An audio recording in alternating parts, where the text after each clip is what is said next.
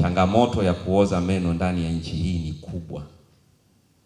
ni kubwa nafikiri kuliko magonjwa ya aina yoyote.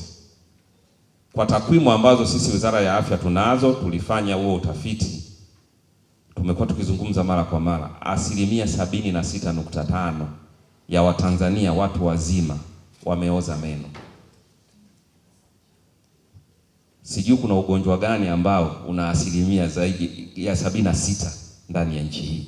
Kwa changamoto ya kuoza meno imekuwa ni kubwa. Lakini kwa watoto wetu, wao changamoto yao ni 31%. Sasa ukiangalia, sisi watu wazima ndo tunashambuliwa sana na changamoto ya kuoza meno. Lakini watoto pamoja na kwamba wanashambuliwa, ila angalau wao kiwango chao ni kidogo. Japo 31 ni kubwa, lakini angalau ni ndogo ukilinganisha na 76.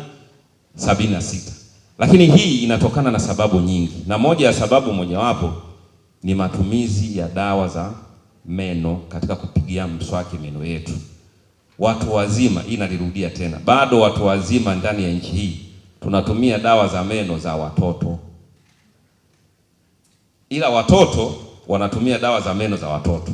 Tunakwenda kupunguza magonjwa, tunakwenda kupunguza ugonjwa wa kuoza kwa meno. Amezungumza hapa, ametoa takwimu, zaidi ya 76.5% ya watu wazima na watoto 31.8% wana ugonjwa wa kuoza meno. Maana yake kitendo hiki kinachokwenda kufanyika kinatufundisha tuhakikishe tunakwenda kupunguza hizi takwimu. Hauwezi kujisikia fahari, Mheshimiwa Rais amejenga vituo vya afya, vifaa tiba vinaongezeka, lakini hao wagonjwa wa kuoza kwa meno wanafanyaje? Wanaongezeka. Mwisho utachekwa. Kwa maana tunatazamia huduma hizi za afya zinavyoboreka, maana yake na magonjwa haya yanafanyaje? Rate inapungua. Lakini wamesema hapa kuoza kwa wanasema maumivu ya fizi yanaenda kupungua kutoka kwa watu wazima 62% na watoto 57%. Ndio dhamira. Naomba tuwapigie makofi mengi sana.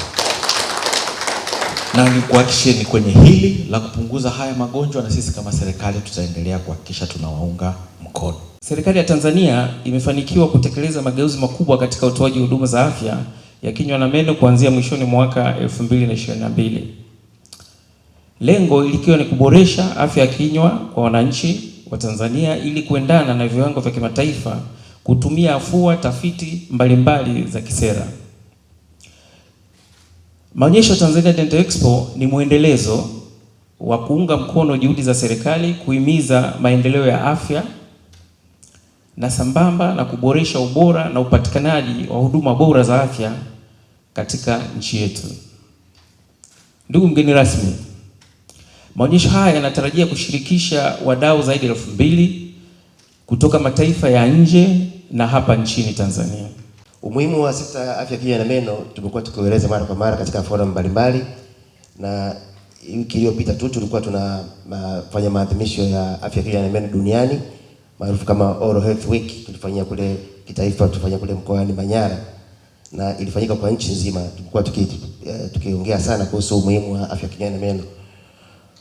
Kwa hiyo umuhimu wa afya kinywa na meno umekuwa na mchango mkubwa katika ustawi wa mtu binafsi, kwa kujiamini na hata kwa uzalishaji katika jamii. Hivyo maonyesho kama haya yanatupa nafasi ya kujifunza, kushirikiana na kuimarisha huduma tunazotoa kwa wananchi wetu.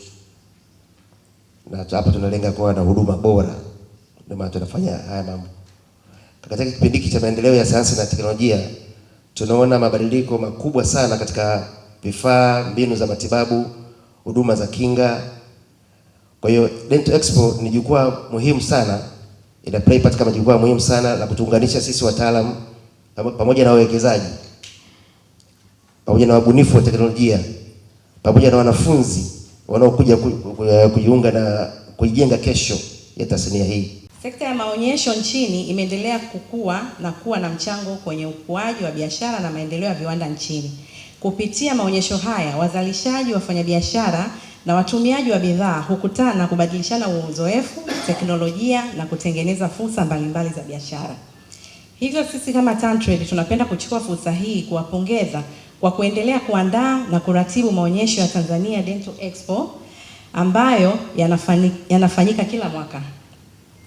Maonyesho haya yanachangia katika ukuzaji wa maendeleo ya sekta ya afya nchini, kwani yanatoa fursa kwa wadau wa ndani kukutana na wadau wa nje ya nchi na kubadilishana uzoefu.